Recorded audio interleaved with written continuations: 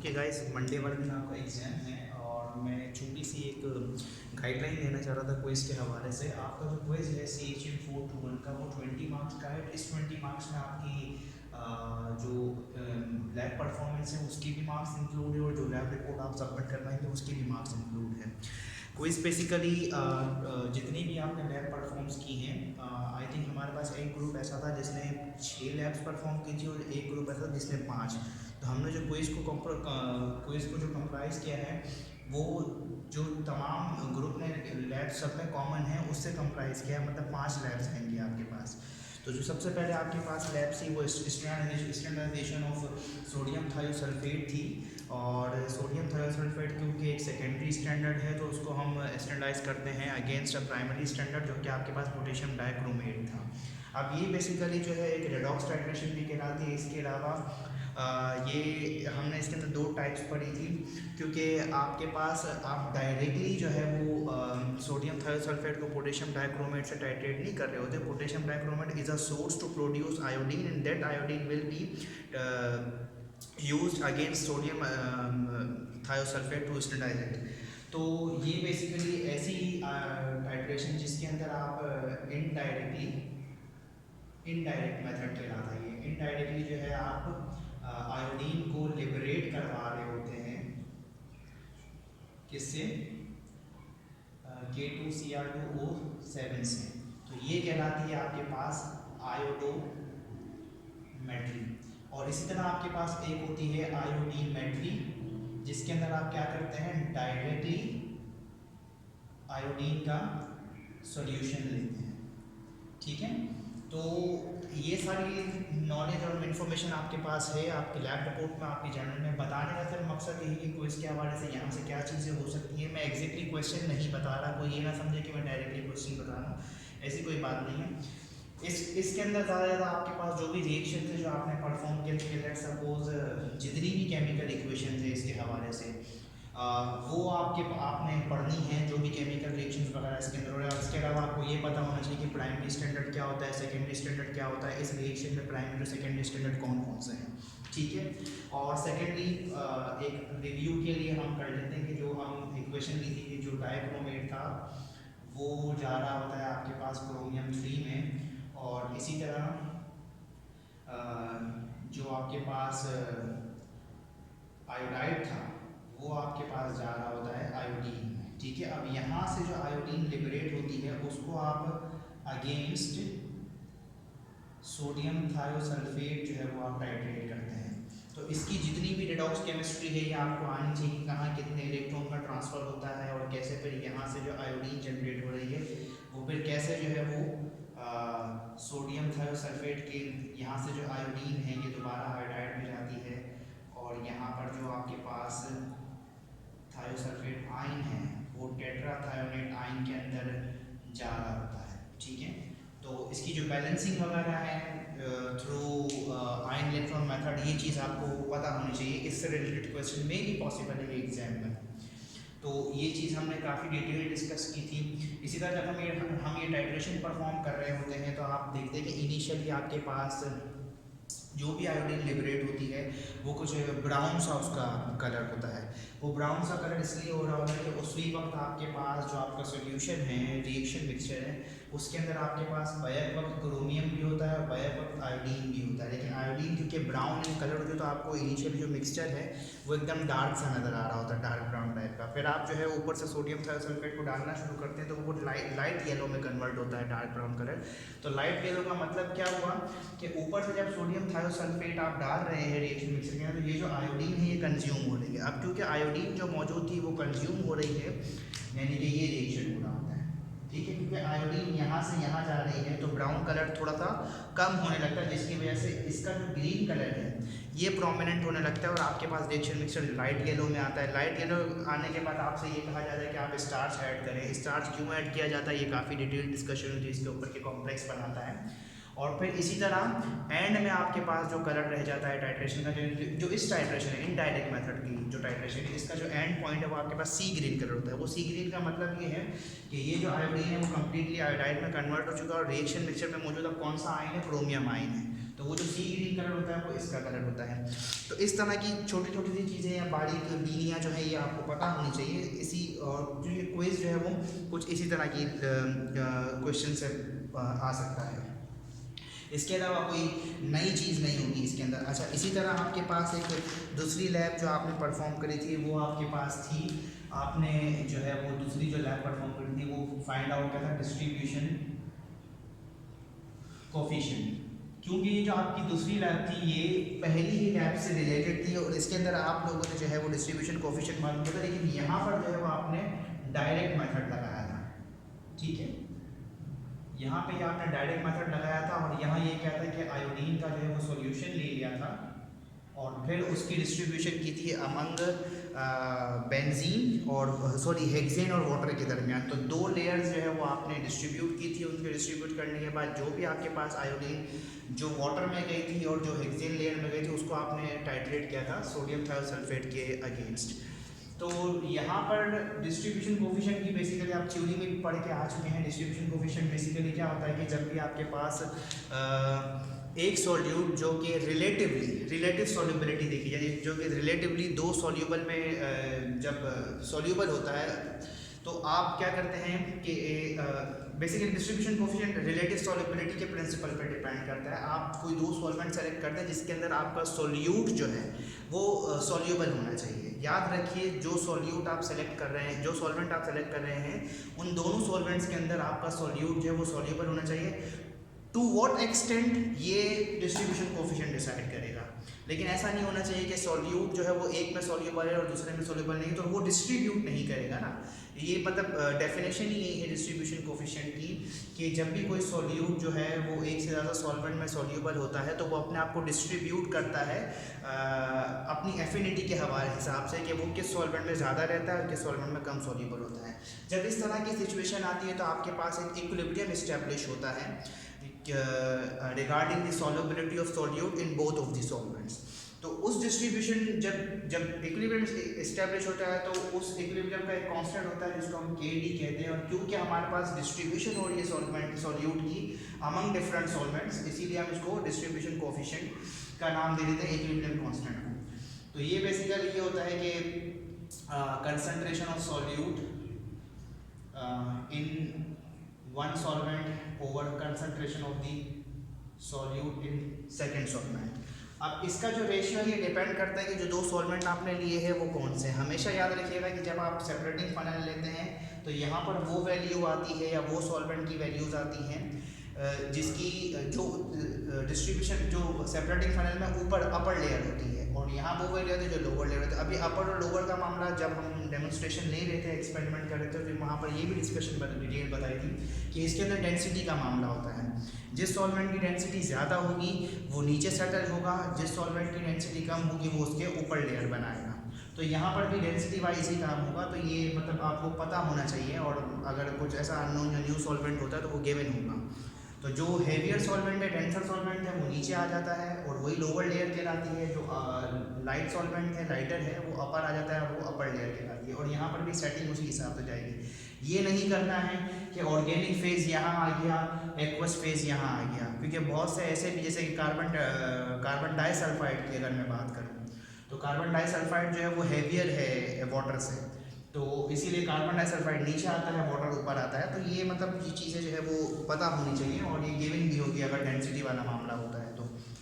अब इसके लिए कुछ कंडीशंस है डिस्ट्रीब्यूशन लॉ के लिए। जब हमने लैब परफॉर्म किया तो कंडीशंस बेसिकली क्या है डिस्ट्रीब्यूशन लॉ की, कि आपके पास एक तो ये है कि कांस्टेंट टेम्परेचर होना चाहिए। कांस्टेंट टेम्परेचर से मुराद ये है कि जब भी आप एक्सपेरिमेंट परफॉर्म कर रहे हैं डिस्ट्रीब्यूशन के लिए, क्योंकि आप सिंगल एक्सट्रैक्शन भी करते हैं, डबल एक्सट्रैक्शन भी करते हैं, जब भी आप एक्सपेरिमेंट परफॉर्म कर रहे हो तो थ्रू आउट द एक्सपेरिमेंट जो है वो टेम्परेचर कांस्टेंट होना चाहिए। ऐसा क्यों है? ऐसा इसलिए है कि अगर टेम्परेचर कांस्टेंट नहीं रहेगा, क्योंकि डिस्ट्रीब्यूशन जो है वो सॉल्युबिलिटी के प्रिंसिपल पे काम करता है, टेम्परेचर चेंज हो जाएगा तो सॉल्युबिलिटी इंक्रीज हो जाएगी, सॉल्युबिलिटी इंक्रीज हो जाएगी तो ये जो रेशियो है ये चेंज हो जाएगा। और याद रखिएगा कि आप ये जो डिस्ट्रीब्यूशन कांस्टेंट की वैल्यू है ये यूनिक, ये प्रिंसिपल इतना यूनिक इसलिए कि किसी भी सॉल्वेंट सिस्टम के लिए चाहे आप कुछ भी कंसंट्रेशन ले रहे हैं, अगर आपके पास सॉल्वेंट और सॉल्यूट सेम है और आप डिफरेंट कंसंट्रेशन ऑफ सॉल्यूट से काम कर रहे हैं, कुछ भी हो जाए यहाँ डिफरेंट वैल्यू है, लेकिन सेम सिस्टम के लिए KD की वैल्यू जो है वो हमेशा कांस्टेंट रहेगी, ठीक है। तो ये जो KD है ये बेसिकली टेम्परेचर डिपेंडेंट होता है highly for the same system. इसी तरह आपके पास दूसरी चीज़ ये है कि आपके पास जो सॉल्वेंट है वो इनमिसिबल होने चाहिए, यानी कि दोनों सॉल्वेंट है वो आपस में मिसिबल ना हो, ठीक है। अच्छा, इसी तरह आपके पास जो सॉल्यूशन है या जो सॉल्यूट है वो डाइल्यूट सॉल्यूशन होने चाहिए। वो इस वजह से कि सॉल्यूट सॉल्वेंट की इंटरेक्शन होगी तो जाहिर सी बात है सॉल्यूट डिस्ट्रीब्यूट होगा, लेकिन अगर बहुत ज़्यादा हाई कंसंट्रेशन हो जाए सॉल्यूट की तो वहाँ पर सॉल्यूट सॉल्यूट इंटरेक्शन के चांसेस जो है वो ज़्यादा है, तो बहुत ज़्यादा कंसनट्रेटेड सॉल्यूशन भी नहीं होना चाहिए। दूसरी चीज़ ये है कि no ionisation of solute in solvents or either of the solvent, ठीक है। कहने का मकसद यहाँ पर ये है कि अगर आप एक ऑर्गेनिक सॉल्वेंट लेते हैं, एक जो है वो एक्वस सॉल्वेंट लेते हैं, एक्वस फेज ले रहे हैं, तो एक्वस फेज में एक चीज़ जा रही है वो उसकी न्यूट्रल स्टेट में, लेकिन ऑर्गेनिक फेज में जाने के बाद कोई ऐसा रिएक्शन हुआ कि वो आयनाइज्ड हो गई, तो ये नहीं होना चाहिए। सॉल्यूट जो है वो सॉल्वेंट से किसी तरह से रिएक्ट नहीं करना चाहिए, जस्ट उसकी इंटरेक्शन होनी चाहिए, किसी तरह का रिएक्शन नहीं होना चाहिए। अगर रिएक्शन हो जाएगा तो आपके पास ये जो रेशियो है ये डिस्टर्ब हो जाएगा। तो ये इसकी कुछ कंडीशंस हैं, इसका आपको आइडिया होना चाहिए।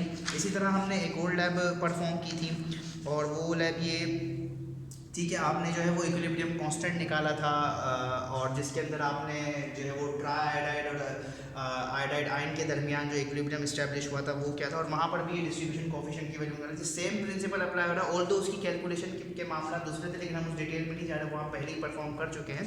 This is just to give you information और about the review of the quiz. अच्छा, इसी तरह आपने एक और लैब भी परफॉर्म की थी जिसमें हमने इक्विलिब्रियम कांस्टेंट की वैल्यू मालूम की थी for the reaction of esterification, ठीक है। और स्टेरिफिकेशन बेसिकली क्या है? Esterification is a process when acetic acid when any acetic acid, अब एसिटिक एसिड कोई भी हो सकता है, इथेनोइक, इथेनोइक, ब्यूटेनोइक, मिथेनोइक तो नहीं होता। तो कोई भी एसिटिक एसिड जब किसी अल्कोहल के साथ रिएक्ट करता है in the presence of other mineral acid, तो वहाँ पर आपके पास जो प्रोडक्ट साइड पर कंपाउंड जनरेट होता है वो आपके पास एस्टर जनरेट होता है और आपके पास एक और प्रोडक्ट मिलती है, वाटर मिलती है। ये रिएक्शन हमने ये किया था कि हमने अपने रिएक्शन मिक्सचर को मिक्स करके और उसे जो है हमने रिफ्लक्स करवाया था। रिफ्लक्स करवाने की वजह ये थी कि टेम्परेचर रिक्वायरमेंट होती है रिएक्शन को प्रोडक्ट बनने के लिए, लेकिन हम इसको डायरेक्टली हीट नहीं कर सकते थे, इसीलिए हमने रिफ्लक्स करा। और रिफ्लक्स करवाने का मकसद सिर्फ ये था कि आपके पास रिएक्टेंट साइड पे अल्कोहल भी मौजूद है, और क्योंकि ये एक ऐसा रिएक्शन है जिसमें इक्विलिब्रियम एस्टेब्लिश हो रहा है, मतलब ये सिंगल साइड रिएक्शन नहीं है या जस्ट फॉरवर्ड रिएक्शन नहीं है, ये एक ऐसा रिएक्शन है जिसके अंदर रिवर्सिबल रिएक्शन भी हो रहा है और आपके पास इक्विलिब्रियम एस्टेब्लिश होता है। कि जैसे कि ये एसिटिक एसिड था, ये इथाइल अल्कोहल के साथ रिएक्ट किया था और आपके पास यहाँ जो बना था वो बना था ये, और साथ में वाटर जनरेट हुआ था। अब क्योंकि आपके पास जो है हमें इस रिएक्शन में टेम्परेचर की रिक्वायरमेंट है, इसीलिए हम इसको डायरेक्टली हीट नहीं करते हैं। क्यों डायरेक्टली? इसीलिए हम इसको रिफ्लेक्स करते हैं, डायरेक्टली हीट इसलिए नहीं करें कि आपके पास ये जो अल्कोहल है ये वोलेटाइल इन नेचर है। अब अगर मैं इसको हीट करता हूँ तो ये फौरन से रिएक्शन मिक्सचर से निकल जाएगा ओपन एनवायरनमेंट में, और फिर क्या होगा, ये मेरा रिएक्शन नहीं होगा। और दूसरी बात ये कि जब प्रोडक्ट बन भी रहा है, क्योंकि मैं कह रहा हूँ कि इस चीज़ को देखें आप कि ये जो एक रिवर्सिबल रिएक्शन है, प्रोडक्ट बन रहा है तो रिएक्टेंट दोबारा जनरेट भी हो रहा है, मतलब मुसलसल रिएक्शन मिक्सचर के अंदर जो है वो ये चीज़ भी मौजूद रहेगी। और क्योंकि डायरेक्टली हीट करने से ये वोलेटाइल नेचर है, डायरेक्टली हीट करने से ये एवापोरेट हो जाएगी, चांसेस हैं, इसी वजह से हम इसको रिफ्लक्स करते हैं। तो ये चीज़ आपको कंडीशन पता होनी चाहिए कि अगर हम इसको रिफ्लक्स कर रहे हैं तो क्यों कर रहे हैं। इक्विलिब्रियम जो इस्टेब्लिश होता है वो किन स्पीशीज़ के दरमियान इस्टेब्लिश्ड होता है, और इसके जो इक्विलिब्रियम कांस्टेंट को हमने वॉल्यूमेट्रिक कैलकुलेशंस में कन्वर्ट किया था वो कैसे किया था, तो ये सारी चीज़ें पता होनी चाहिए। और अब दूसरी चीज़ कि इस रिएक्शन को हमने ट्रेस कैसे किया था, वो ट्रेस ऐसे किया था कि हमारे पास रिएक्टेंट साइड पे एसिटिक एसिड मौजूद है, और क्योंकि एसिटिक एसिड वक्त के साथ साथ कंज्यूम होगा तो हम इसकी कंसंट्रेशन पता कर सकते हैं कि वक्त के साथ साथ कितनी कम हुई, और क्योंकि ये एसिड है तो इसलिए हम इसको वर्सेस सोडियम हाइड्रोक्साइड टाइट्रेट करते हैं। और इसी तरह आप एक और जो हमने लैब परफॉर्म की थी वो थी फर्स्ट ऑर्डर काइनेटिक्स, हमने डिस्कस किया था kinetics of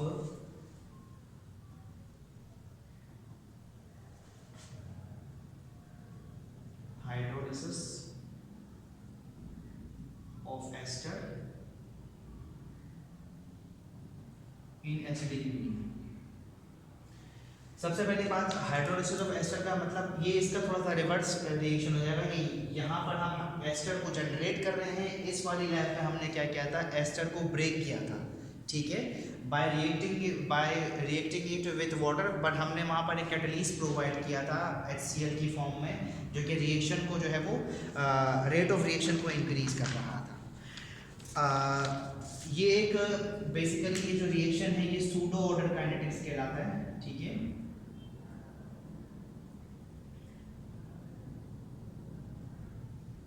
pseudo first order kinetics है ये, वो इस वजह से कि इसके अंदर इसको सूडो फर्स्ट ऑर्डर क्यों कहा जा रहा है, आपके पास स्पीशी तो एक पहले से मौजूद है कि सपोज करें कि एक एस्टर है ये, ठीक है, इसका मैं रिएक्शन करवा रहा हूँ वाटर से इन दी प्रेजेंस ऑफ एसिड, लेकिन यहाँ पर ये जो वाटर है ना, ये मेरे पास किसमें है, तादाद में, मतलब कंसंट्रेशन में बहुत हाई है। तो इस तरह के रिएक्शन जिसके अंदर आप एक रिएक्टेंट को इतनी हाई कंसंट्रेशन में ले लें कि थ्रू आउट द रिएक्शन उसकी कंसंट्रेशन चेंज ना हो, बहुत मामूली सा फर्क पड़े, तो इसकी सेहत में कोई फर्क नहीं पड़ेगा, ये बहुत हाई अमाउंट में मौजूद था हमारे पास।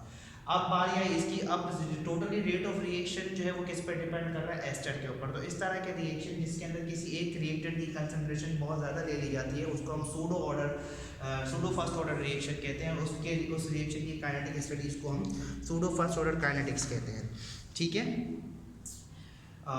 क्योंकि काइनेटिक्स की लैब भी आप पढ़ के आ रहे हैं, तो आपको ये पता होना चाहिए कि रेट ऑफ रिएक्शन क्या होता है, रेट कांस्टेंट क्या होता है, रेट लॉ क्या होता है, और how rate of reaction is represented for a particular chemical equation, और how rate law can be represented for a particular chemical reaction। यानी कहने का मकसद ये है कि रेट लॉ और रेट ऑफ रिएक्शन लिखना आना चाहिए अगर कोई इक्वेशन लिख दी जाए।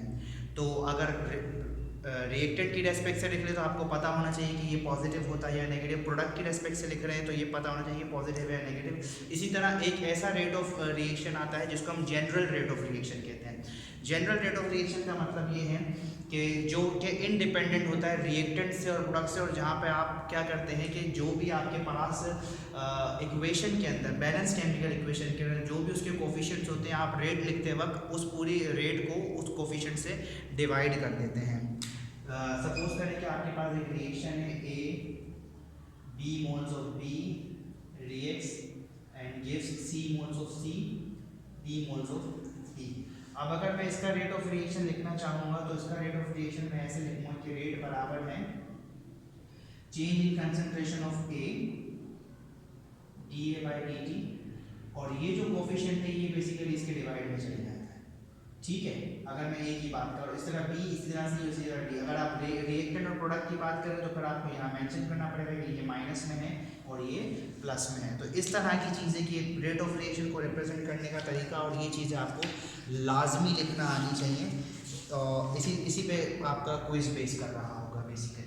अच्छा, इसी तरह जो आपके पास फर्स्ट ऑर्डर काइनेटिक्स है, रेट लॉ, क्योंकि थ्योरी में भी आप पढ़ चुके हैं, इस क्विज में मैंने सेकेंड ऑर्डर को इंक्लूड नहीं किया है, जस्ट फॉर योर इन्फॉर्मेशन, लेकिन फर्स्ट ऑर्डर काइनेटिक्स को आपने ज़रूर देखना है, क्योंकि सेकेंड ऑर्डर काइनेटिक्स जो है वो किसी ग्रुप ने की थी, किसी ग्रुप ने नहीं की थी, तो उसको इन्वॉल्व नहीं किया है। हाफ लाइफ क्या होती है, हाफ लाइफ का कॉन्सेप्ट क्या होता है, ये आपको पता होना चाहिए। उसके जो भी उससे रिलेटेड प्रॉब्लम है, फर्स्ट ऑर्डर काइनेटिक्स से भी रिलेटेड और हाफ लाइफ से रिलेटेड, ये आपको पता होना चाहिए। और इसमें जब इस लैब की तरफ हम देखें तो यहाँ पर अगर आपको कुछ अगर न्यूमेरिकल दिया जाए कि अगर कोई 2 या 3 अननोन दे दिया जाए, तो 3 नोन दे दिए जाए, तो एक अननोन आपको पता करना आना चाहिए। सिंपली इसके लिए जो फार्मूला यूज़ होता है वो आप डाइल्यूशन फार्मूला यूज़ करते हैं, लेकिन मेक श्योर आपको ये देखना होगा कि न्यूमेरिकल में जो डेटा दिया हुआ है वो किस तरह से दिया हुआ है। इसके लिए अगर डेटा मोलैरिटी में दिया हुआ है तो आपको मोल रेशियो का इस्तेमाल आना चाहिए, हमने इसको काफ़ी डिटेल डिस्कस किया था। और अगर नॉर्मल में दिया हुआ है तो आपको पता होना चाहिए कि कौन सा डाइल्यूशन फार्मूला को किस तरह से सेट करना है। इसके न्यूमेरिकल्स के हवाले से बात करिए तो कहीं कहीं जो है, क्योंकि ये प्रिंसिपल बेसिकली रिलेटिव सॉल्युबिलिटी पे डिपेंड करता है, तो ज़रूरी नहीं है कि यहाँ पर आपके पास जो भी कंसंट्रेशन दे दी जाए वो मोल्स पर लीटर में हो या मोलर में हो। अगर इसके अंदर आपके पास ग्राम पर लीटर में या सॉल्युबिलिटी की फॉर्म में भी बात की जा रही है तो आपको इसका कॉन्सेप्ट होना चाहिए कि यहाँ पर जो है वो कैसे पुट की जाएगी वैल्यू। अगर ग्राम पर लीटर में है तो आप उसमें डाल दें, अगर मोल्स पर लीटर में है तो आप मोल्स पर लीटर में डालें। तो इसके अंदर कंफ्यूज नहीं होना है। बेसिकली जो भी जितना भी क्विज आपका डिज़ाइन किया गया है वो आपकी लैब से ही रिलेटेड है। और याद रखिएगा, जब आपके पास अगर लैब रिपोर्ट नहीं होगी आपको क्विज में अलाउ नहीं किया जाएगा। तो चेक लैब रिपोर्ट होनी चाहिए सबके पास, और ये लैब रिपोर्ट के मार्क्स जो है वो इस लैब क्विज के अंदर इंक्लूड होंगे, और 20 मार्क्स का आपका क्विज है। जितना भी काम है, जो भी काम है, वो सारा लैब से ही रिलेटेड है। रेट ऑफ तमाम जितनी भी क्वांटिटीज़ हम स्टडी कर रहे हैं इसके अंदर सबके यूनिट्स पता होने चाहिए, कन्वर्जेंस पता होनी चाहिए, और जो भी हमने रीज़न वगैरह डिस्कस किए थ्रू आउट द लैब, ये लैब में आ सकते हैं, या इनसे ही रिलेटेड जो भी रीजन्स बनेंगे तो वो आपको पता होना चाहिए। Best of luck.